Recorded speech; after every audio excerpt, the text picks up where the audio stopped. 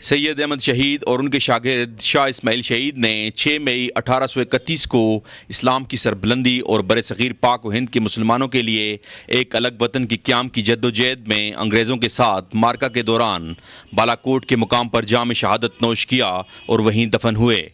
ایک علیحدہ اسلامی مملکت کی قیام کی کوششوں پہ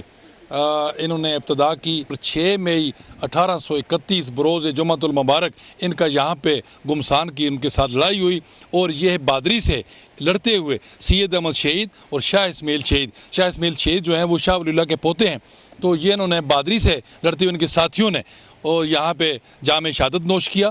سید احمد شہید اور ان کے رفقا کی قربانیوں کی بدولت بلاخر 14 اگست 1947 کو ملک خداداد پاکستان معرض وجود میں آیا۔ دین اسلام کی سربلندی اور برصغیر کے مسلمانوں کے لیے ایک الگ وطن کے قیام کے لیے جانوں کی قربانیاں دینے والوں کو حکومت نے یکسر نظر انداز کر دیا ہے۔